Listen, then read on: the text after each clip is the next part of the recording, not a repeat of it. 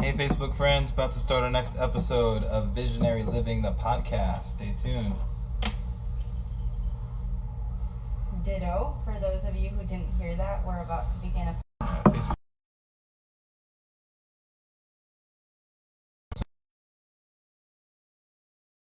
So let's get started.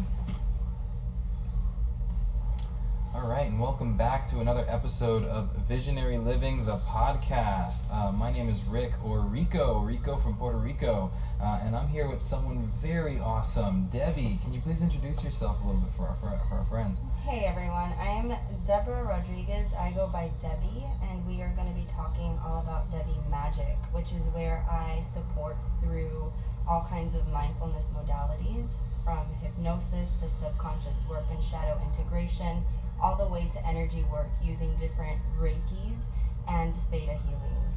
So I'm very much wellness practitioner, all about mind, body, spirit integration. Well, that's really awesome. So today's topic is called Revolution Through Evolution, and I'm really excited to dive deep with Debbie, as I've known her for a long time. Very powerful woman, very wise woman, and I can't wait to see what we create. Stay tuned.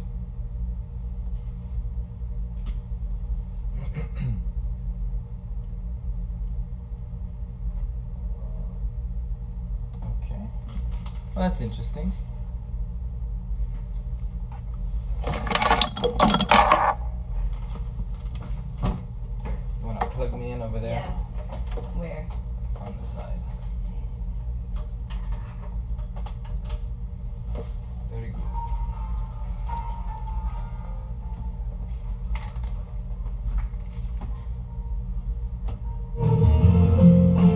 There it is. I was wondering where the music went. Favorite color? Purple. Purple is her favorite color. Favorite food? Cuban. Cuban food is her favorite food. Cliche, isn't it? Best place you've ever visited? I love London. London, and a place you want to visit you haven't visited yet. Hawaii. Hawaii. That's awesome.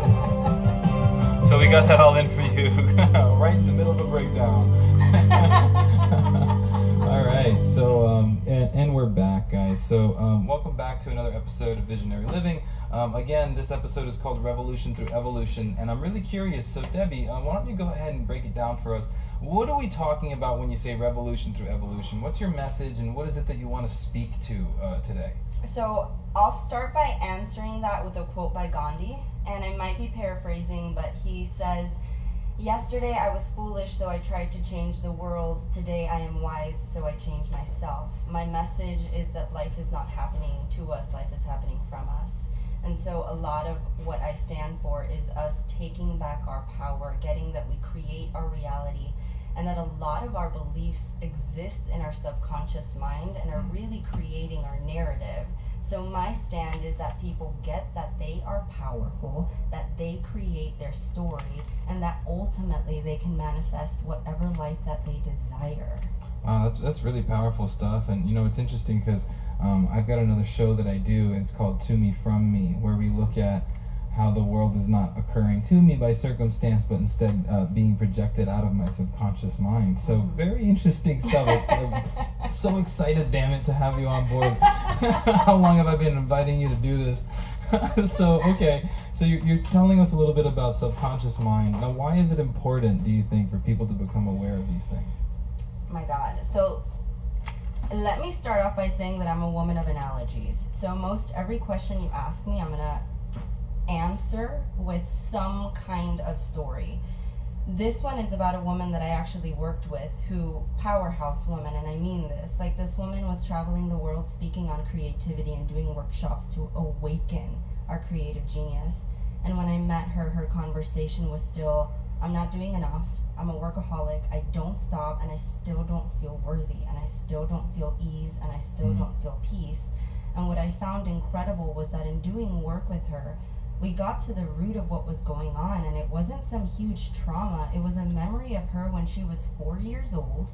She was the daughter of a single mom who worked 2 jobs. So her experience as a child of her mother was that her mom would get home exhausted. She would clean the house and then go to sleep. So this 4-year-old in her mind thinks, okay, how can I spend more time with mom? I'm going to clean up the house. so that when mom gets here, instead of cleaning and tidying, she'll spend those 30 minutes with me and then go to bed. And she even chose the book that she wanted her mom to read her. But imagine a 4-year-old cleaning a house. It's probably not going to be very effective. So mom gets home exhausted, sees the house a mess, and instead of loving into daughter, gets frustrated, cleans the house anyways, and goes to bed disgruntled. And in that moment, the 4-year-old made up a belief of, I'm not worthy of love, nothing I do is enough, and my desires create conflict. And now here she is as a 40-year-old woman living from the implicit belief that she is not enough. And so it didn't matter what she created in her experience, she was still seeing it through the filter of a core belief that was limiting her experience and creating anxiety. So really, you ask me, why is it important? Because we are our heaven and our hell. And this woman had created her vision, and she was still experiencing it as her hell. She was still her greatest critic. So what would life look like if we became our greatest ally? Wow. And how do you think that this awareness will help people to shift that?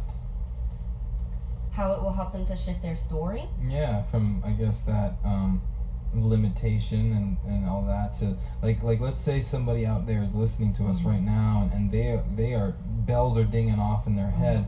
What's next? What's the message that they need, or what's the action they need to take? So the first thing is, please understand that this gets to be a process, and that what's going on a neurological level is that you are completely shifting your belief system. So I want you to think of your brain as if it were a jungle.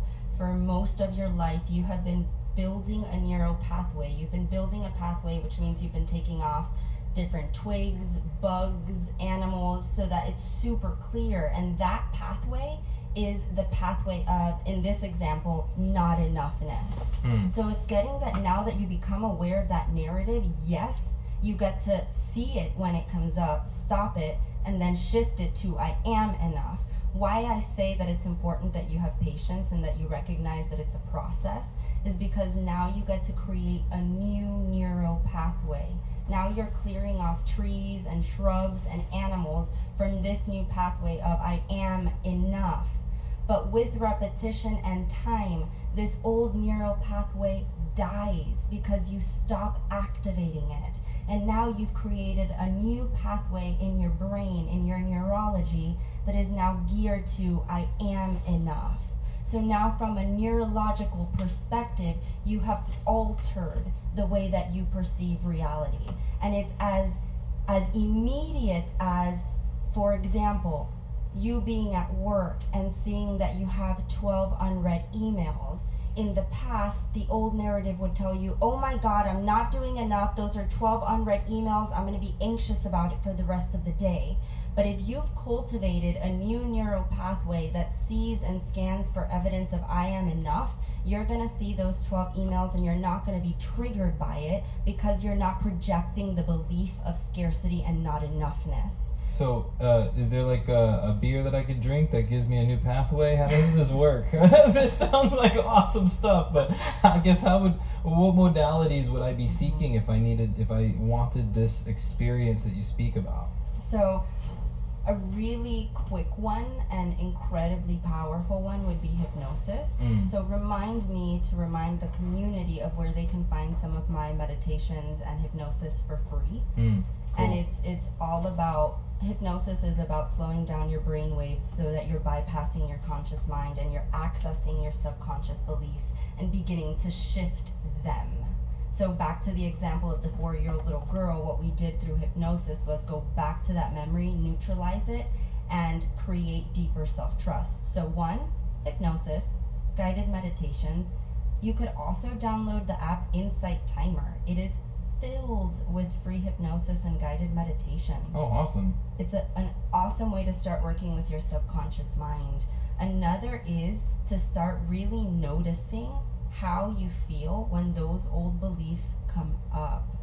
The reality is that we feel it in our body first before we become aware of the thought. So if you're telling yourself not enoughness, that usually feels like anxiety. So you'll feel it in your body first, then ask yourself, okay, why am I anxious? Okay, the emails. Okay, what about the emails is triggering me? that I'm overwhelmed. Okay, and what about the overwhelm? That I feel like I'm doing so much and it isn't enough. Oh, okay, so the root is not enoughness. So I would say jump down the rabbit hole. When you get triggered, follow that down to the root of what's going on, and then get that your trigger is an opportunity for you to love into yourself, not an opportunity for you to shame yourself. So compassion, compassion, compassion, compassion, compassion. So what got you into this? What had you so inspired or interested in this topic that you decided to go down the route of hypnotherapy and all of your certifications and experiences? So definitely cut me off if I start ranting, because I could talk about this forever. Good, let's go. And honestly, a big part of it was that I identify as queer. Okay. And my spirituality is also very undefined. Like I'm spiritual, I'm not religious. However, growing up, I am the daughter of a conservative Baptist pastor, and I grew up in a spirituality that condemned my sexuality. Wow. So there's a saying that goes, the way you speak to your children becomes their inner voice. And in a sense that was true for me, because the voice that I inherited from my parents was a voice of, not only am I wrong, but I am an abomination. So my self-talk was beyond critical, it was abusive. And I went through the process of conversion therapy, which only reinforced this confusion and this message of shame and guilt and isolation and overwhelm. And can you explain to those who might not know what conversion therapy is? So conversion therapy is used in a lot of conservative religions with LGBTQ youth, children, adults, to try and convert them to be straight, because it's understood that being gay is inherently wrong and sinful. Wow, thank you for sharing that. So it really was a rejection of my authentic self, and not experiencing any kind of relief outside of myself. So going through all of the unhealthy coping mechanisms, from drug use to abusive sex, glossing over sexual trauma, there was so much within me that felt unsafe. And the mindfulness journey really began because I had no other choice but to become my own healer. Nothing outside of myself was creating peace or fulfillment, and it was either something's got to shift or I don't want to do this. And the process of mindfulness and spirituality and integration and healing has really, and I'm so grateful to be able to say this, it's gotten me to a place where I am my safe space. I feel worthy in my company. I feel loved. I feel respected. It's been a really long journey, but I discovered it within myself. And so my message is to wake other people to discover it within them, because what's divine is inherent within us. It's remembered, it's not learned. Thank you for sharing that story.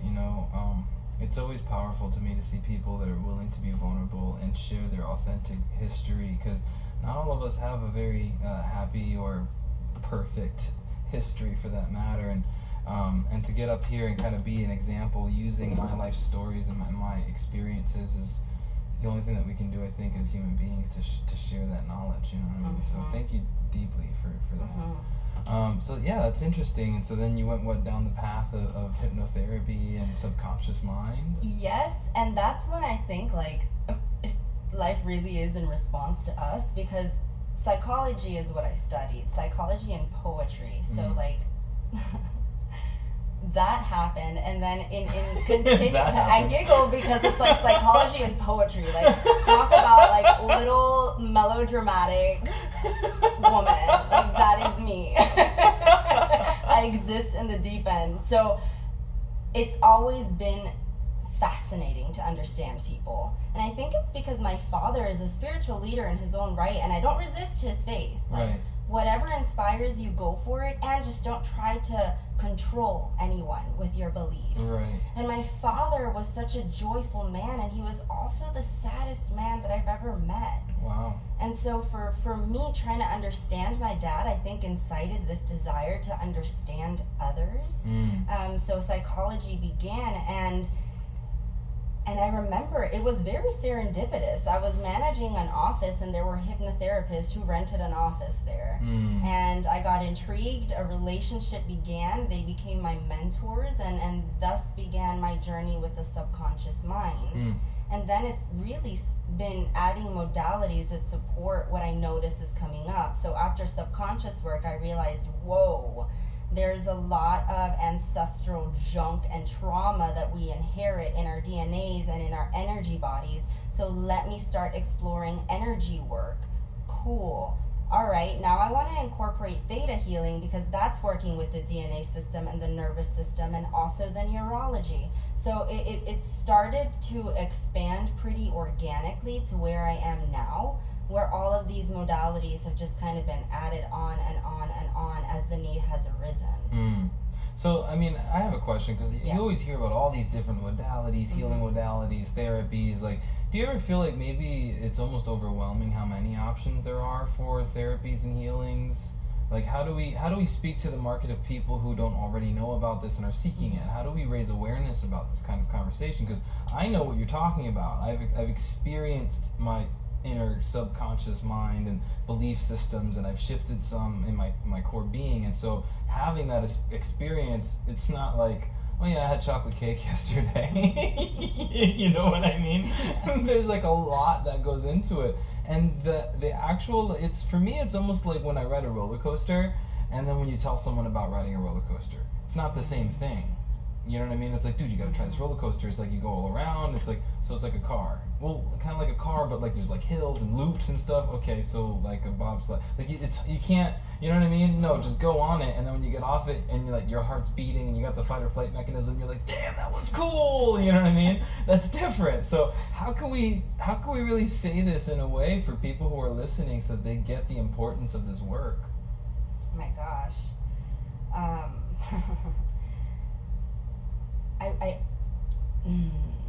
How do I communicate the importance of doing inner work? If you are feeling unfulfilled, anxious, overwhelmed, disoriented, and unsafe with yourself, I don't think I need to convince you that inner work is important. Because if you're walking around like if your life is a threat to you, that sounds miserable. Wow. You're constantly in fear. You can't let anyone in. You're isolated. You desire intimacy, but then you shut it off the moment it shows up. I don't need to convince that mental awareness is important, because we are our heaven and our hell. And if people are listening to this podcast, I make up that it's because they're aware that something's gotta give. And so the mental work, the inner work, there is no wrong way to do it. There is no one size fits all. And I do trust that people will call into their experience the support that they need, whether it's start researching therapists, start going online and researching hypnosis and meditations, look up Reiki. Like, we have an intuition, and it is a tool, and we get to use that tool as a compass to guide us. So this isn't as black and white as, you know, if we want to talk mental health, go ahead and Google and you'll find it. Start being in the question, and it shows up. I could not have possibly controlled my journey. Right. It happened because I took a leap of faith. I responded to my soul call that I wasn't fulfilled, and then life responded to that, and it unfolded the way that I needed it to. And the mentors showed up, and the teachers showed up, and the experiences showed up. So pursue it, and the response will show. Got it. Yeah, that's powerful. It's almost like the mechanisms for what you need to happen to help you get there will show up only after our commitment and our vision and our drive. Yes. Yeah, totally get that. That's amazing. So real quick, just want to shout out to our sponsor. The sponsor is To Fear From Love. It's a webinar curriculum. It's 10 weeks long, and you could be taking it from anywhere in the world, and it's bringing these leadership tools and distinctions to you so that you can grow and learn as a person. And it's also an accountability journey, so you create a goals list of what you want to create in a certain timeline, and you have a team work together to help you create your dream life and all the goals that you want. And so with that, I want to shift the conversation. And so Visionary Living, the podcast, is really about featuring guests to talk about a time in their life where they had a vision of something that they wanted to create for themselves. And life maybe even challenged you in the process, But in your journey of maintaining your vision, you were able to achieve and overcome. Do you have a story like that you can highlight for people? Yes. So I have always felt a desire to create community, safe space. Of course, given my experience of not experiencing safe space. Right. So the vision has always been, all right, I want to create some kind of platform where people can be their authentic self and connection can happen and community can happen and sisterhood can happen, all of that medicinal stuff. So I started a business with a business partner, and it was geared all around hypnosis, and it was incredible. Honestly, it soared almost immediately, and that evolved into a wellness center. And as all of this was happening, here's the funny part. Like, it was all evolving in the way that I visualized it. Okay, here's the business, here are the clients, here's the location, this is exciting. And I was not fulfilled. It was not what I thought it would be. And I realized that I had almost limited my passion because I said it has to look like this. And I created it has to look like this, and felt very disconnected, which is when the breakdown happened. I feel like I created my business and my vision on a platform of unworthiness. Like, looking back, I realized that I leaned on my business partner because I thought, I can't do it. I need her in order to do it. I am not enough, therefore. So coming from a space of not enoughness and coming from a space of martyr, my value is in sacrificing myself for the well-being of others. So I'm building this vision. I'm sick. I end up in the hospital. What I find, like, it's a bit amusing is that the doctor came up and he's like, I can't find your heartbeat. Like, talk about being so disconnected from my heart that they couldn't find my heartbeat, which is ironic given that by all appearances I had already built my vision and connected to my passion. And when I go ahead. No, it's almost like on the exterior you seemed like you were living a life of fulfillment. It looked great. Right. And I thought it would fulfill me. And so I created what everyone had told me it meant to be successful. And then it all went to crap. I'm talking, the business completely dissolved. Things got really ugly with my business partner. We had to get lawyers involved. There was all kinds of shady stuff going on with the finances. During that time, my 4-year relationship with my partner dissolved, which meant that all of a sudden I found myself having to move out of our apartment, had no idea where I was going, left everything behind. So here I am losing my, and I kind of air quote losing my business, which was like my vision, the embodiment of everything I had hoped for. And also I was quote unquote losing my relationship. So it really felt like a moment of losing everything that I desired and losing everything that I loved. And it was treacherous, and it was overwhelming, and it was disorienting. And I remember thinking, dude, maybe I got it all wrong, and I shouldn't have trusted my heart, and this is ridiculous, and nothing that you do works out. You have nothing to show for your hard work. And I honestly felt defeated. Like, I felt like I had nothing to show for all of the sacrifice, all of the effort, all of the investment. Everything was chaos. And so I went to Spain to walk El Camino de Santiago. Oh wow, I heard about that. And I think it's because this undercurrent remained of, no, this is my desire. I still desire authenticity. I still desire connection. I still desire community. I still desire spirituality. And I think in El Camino is where I released the attachment to what that vision looks like. And when I showed up to my vision from a place of, I don't know what I'm doing, and I trust that I'm enough, and I trust myself, Debbie Magic happened. And honestly, Debbie Magic happened with ease. And Debbie Magic is my new platform. So the businesses that I tried to create from an old model, it's now Debbie Magic, which is me. That's awesome. Standing on my own, in my worthiness, allowing myself to be witnessed instead of hiding behind somebody else. So it was the vision that sustained me, because there were moments when it didn't feel good, and in fact it felt horrible, and there was no freaking evidence at all. So what was the vision that sustained you? I think it was twofold. The first part is my vision and my commitment to my life gets to feel good.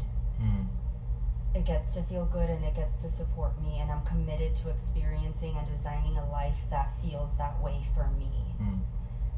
The other part of that vision is the vision of people truly, truly, truly, soulfully getting their power, their worth, and feeling like they are worthy of their desires, that they are safe in their desires, and that they live in a universe that supports them. That they are supported, because I got to experience that the moment I got out of my own way. And the moment I trusted flow. Hey, the state of flow, right? Yeah, totally. That's really awesome. I really appreciate that. And so if you were to boil that whole story down to a message that you could tell people who are listening, what would your message be for them? I know, really intense question. Yeah, man. Honestly, I would say that your mess is your message, and I would say to lean into your discomforts and to trust the process. And once again, back to analogy, I would invite you to picture that if you went up to the ocean and you had a cup and you filled that cup with seawater, you wouldn't sit there and tell me, oh, okay, the water in the cup is less ocean than the ocean. You would simply tell me that it's a smaller measure of the sea. And what I would assert is that you are that cup. You are a smaller vision, a smaller measure of divinity and holiness. And you are the universe experiencing yourself. So approach yourself with compassion, with reverence, with respect, because you are worthy of it. And your relationship with yourself sets the tone for all other relationships, including your relationship with life. And you get to have a life that feels good. And your heart desires aren't there to torment you. They're there to guide you and call you into a higher consciousness. So don't resist what shows up. Notice it. Heal. Take yourself on.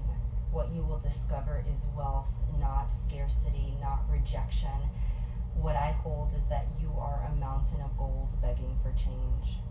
Like, look within and find the wealth. Man, everything that you say just like smacks my soul in the face. The way that you say it is so poetic, and the It's words my degree. you just totally like land it, and like on the exterior I'm calm, on the interior my soul's like psh, I'm hearing your message. So hopefully you guys can receive that message. I think that there were many layers to that. So many things came up during that I wanted to speak into, but each time you continued, my mind kept going, and I got nothing. That's amazing. So listen and take that message with you guys. So yeah, one thing that you mentioned too is that your mess is the message, and I know that you mentioned a little bit about shadow work, and so I wanted to maybe bring up when we see a repeating pattern or a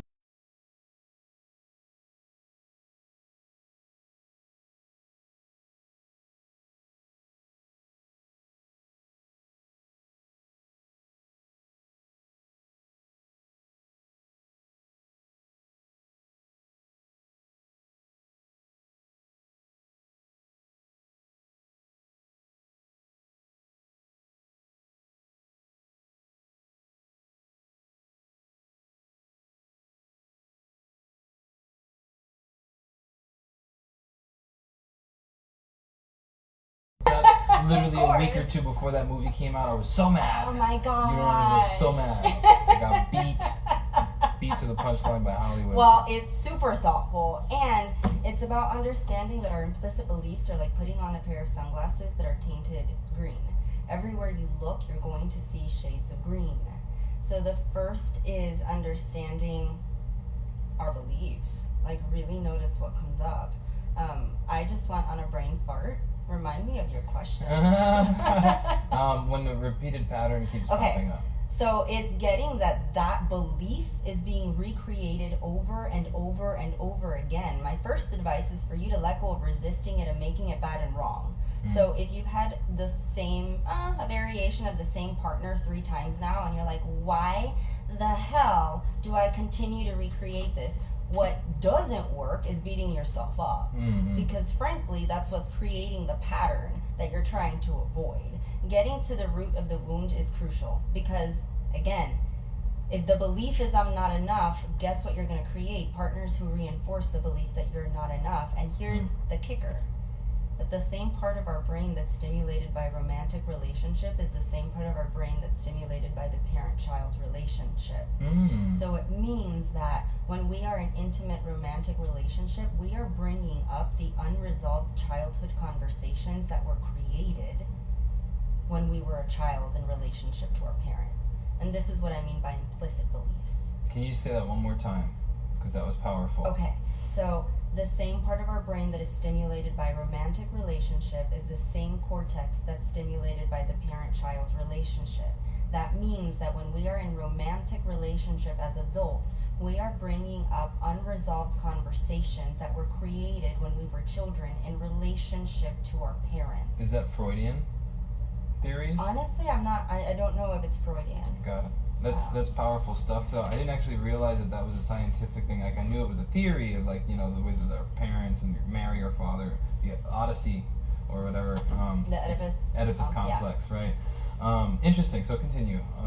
So get that the repeated pattern is feedback. It's actually your subconscious mind communicating with you and making you aware of the belief that you're holding. So don't resist the message that you're receiving. If your partner makes you feel unsafe, if the partner makes you feel not enough, that's precisely the belief that you get to shift using the tools that we've been speaking about. And it's getting that transformation doesn't happen through criticism. Transformation happens through compassion. So accessing compassion for yourself as you become aware of these beliefs, because now we're talking about you essentially reparenting the inner child. So the inner child is what I mean by this shadow integration. It represents the part of us that has suffered. And it's usually the beliefs as children that we make up around trauma, abuse, rejection. And it doesn't need to be a huge experience for us to create those limiting beliefs. Usually they're inherited trauma from our parents. For example, if a mom was abused sexually, now her daughter is wearing really short shorts, and her mom instills her fear into the daughter by going, "Oh my God, put some pants on, you don't want men to see you that way." In that moment, trauma is being passed down to the daughter who hasn't experienced any kind of abuse, but now is linking fear to her sexuality and her body.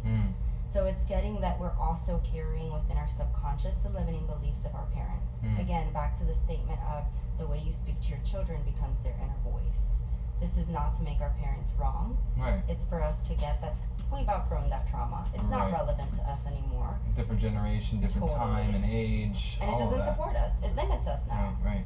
So become aware of the belief, and honestly, for changing behavior, I would say look up some mindfulness support, look up some cognitive behavioral support, because it is a relearning of how to communicate, coping mechanisms, etc. So now here's my I guess follow-up, or where my mind goes with that. Like, let's say I'm in a long-term relationship and I found a woman or a partner that reinforces my belief system that I'm not enough. So now I'm in a relationship with a partner that reinforces I'm not enough conversation. I do some self-development work. I shift my beliefs in my internal conversations.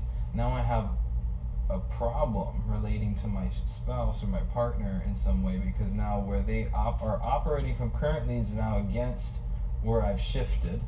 So how would those people cope or reconcile that? So I've got to say that it's going to be unique to every experience, and if you have a partner who's also willing to do the work, there's hope and there's possibility. Because learning to love your partner's inner child and that inner wound is a love language. And getting that we usually attract our perfect mirror. So it means that our partner becomes our greatest teacher. And so they show up as precisely the part of us that we get to love into and heal. So if it's a partner who's also in the journey of mindfulness, I'd say work at it together. Learn to communicate thoughtfully. Beneath every complaint, there is a request. I'm going to say that again. Beneath every complaint, there's a request. Communicate with your partner.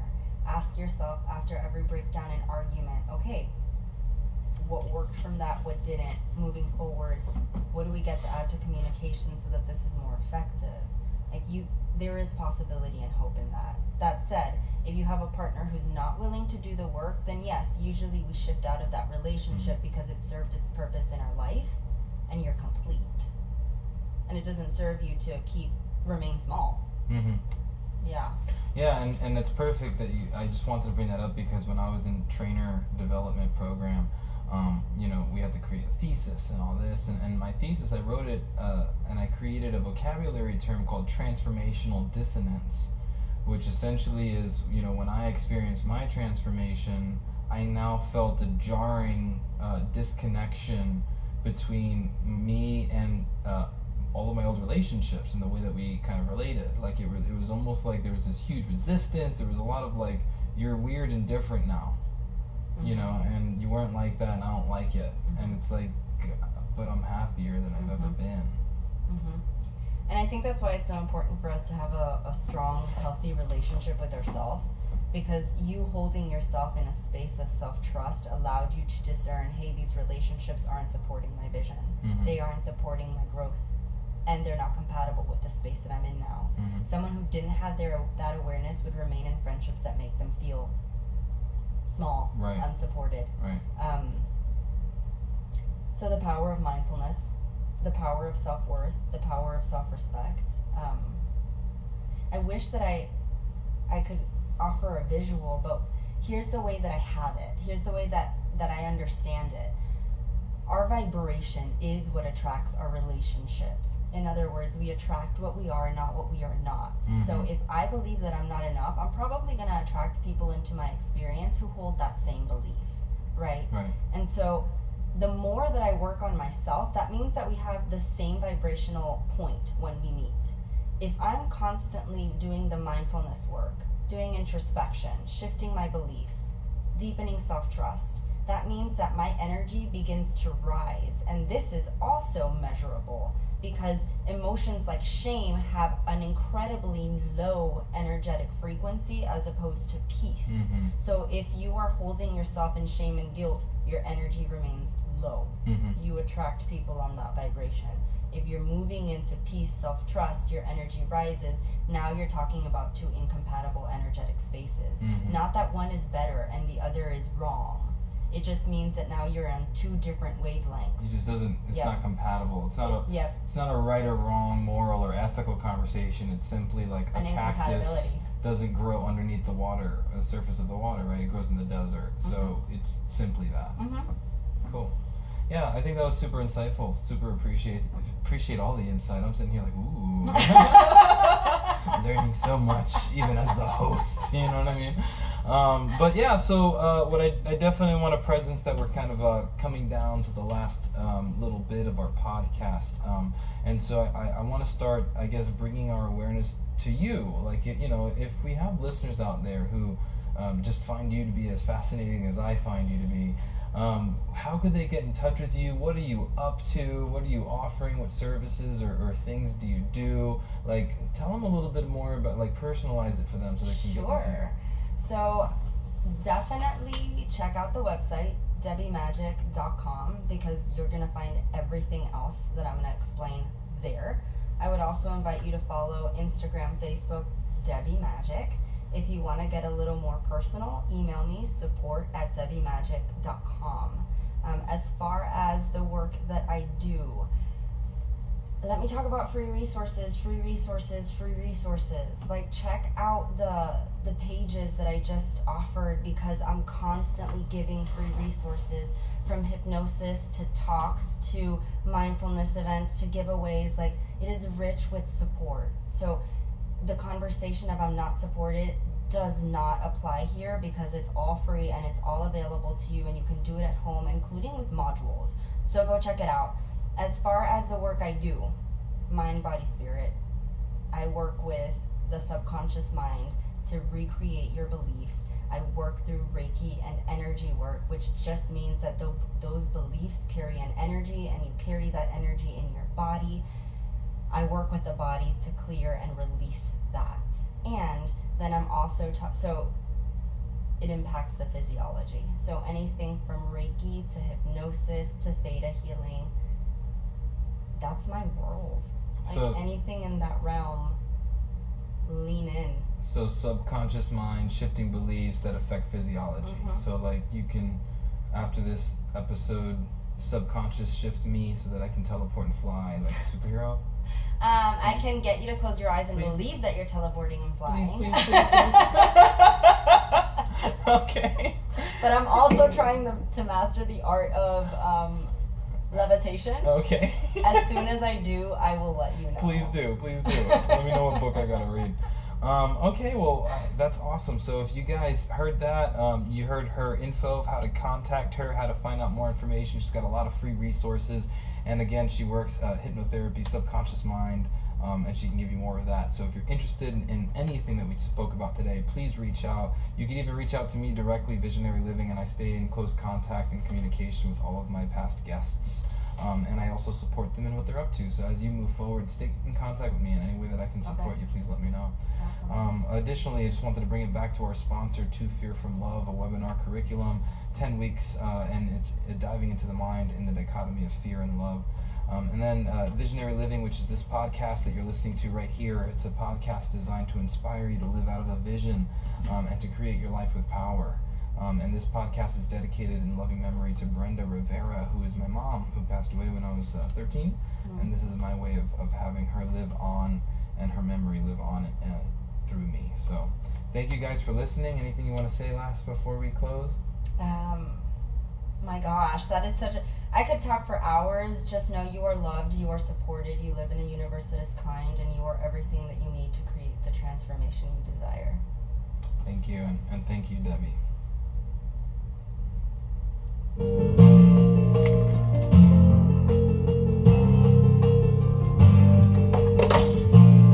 Bye, guys. Thank you.